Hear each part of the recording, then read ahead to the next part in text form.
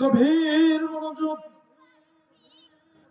আমার আল্লাহ পাক রব্বুল আলামিন তার জিবরাইল ফেরেশতা, যাকে আমার আল্লাহ পাক রব্বুল আলামিন ৬০০ পাখা দিয়েছেন, জিবরাইল আমিন ফেরেশতাদের সরদার, সুবহানাল্লাহ।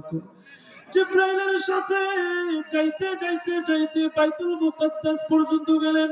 বাইতুল মুকাদ্দাসে যাইয়া ওয়ালের মধ্যে যেখানে নবীরা যেখানে তাদের বাহন ভাবতেন, সেই জায়গায় বুরাকটা বাঁধলেন। সংক্ষিপ্ত আলোচনা, বুরাকটা বাঁধার পরে জিবরাইল আলাইহিস সালাম বাইতুল মুকাদ্দাসের ভিতরে নিয়ে গেলেন, মসজিদের ভিতরে। ইয়া রাসূলুল্লাহ, ইয়া হাবিবাল্লাহ, ভিতরে ঢুকেন, মসজিদের ভিতরে ঢুকেন। মসজিদের ভিতরে ঢুকা আমার দয়াল নবী, মায়ার নবী দেখে শত শত শত শত মুসল্লি ভরপুর। একটু জোরে জোরে কোন আল্লাহু আকবার, জোরে জোরে কোন ইয়া রাসূলুল্লাহ। কবির মনোযোগ দিলের কানটা লাগাইয়া শুনেন। আল্লাহ রাসূল জিজ্ঞেস করলেন, ভাই জিবরাইল, এই মসজিদে এত মুসল্লি কেমনে হইল? এত মসজিদে রাত্রিবেলা তো সম্ভব না। এমন একটা জায়গা খালি নেই যে জায়গায় মানুষ নাই। আল্লাহ রাসূলকে বললেন, ও দয়াল নবী, মায়ার নবী, সামনে আগায় আসেন। যাইতে যাইতে যখন সামনে গেছেন, দেখেন ইমামতের জায়গা খুনি। আল্লাহ রাসূলকে বললেন, এইখানে দাঁড়ান ইয়া রাসূলুল্লাহ, ইয়া হাবিবাল্লাহ, এইখানে দাঁড়াইয়া আপনি 2 রাকাত নামাজের ইমামতি করেন। সুবহানাল্লাহ। কবির মনোযোগ। আল্লাহ রাসূল সাল্লাল্লাহু আলাইহি ওয়াসাল্লাম 2 রাকাত নামাজের ইমামতি করলেন। জিবরাইল বললেন, আপনি কি জানেন কার সাথে জামাত আদায় করলেন? কাদের সাথে জামাত আদায় করলেন, ইমামতি করলেন? জিবরাইল বললেন, এরা হইতেছে আমার আল্লাহ তাআলার 1,24,000 মতান্তরে 2,24,000 নবী রাসূল পয়গম্বর, বাবা আদম জাতির পিতা ইব্রাহিম আলাইহিস সালাম, ঈসা আলাইহিস সালাম। একটু আওয়াজ করে পড়ুন সুবহানাল্লাহ। গভীর মনোযোগ, সময় মাত্র কম।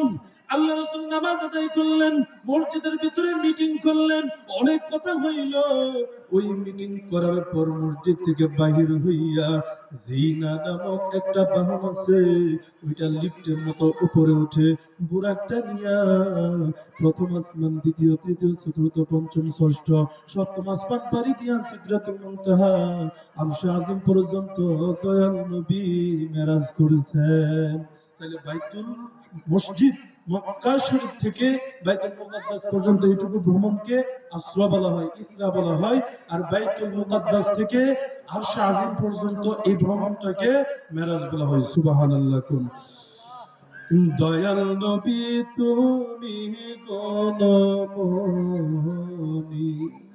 মায়ার নবী তুমি গণমনি, এর পাপীদেরকে তরাইতে গো নবী, পাঠাই মাওলা কাদের গনি গো নবীজি, দয়াল নবী তুমি গণমনি,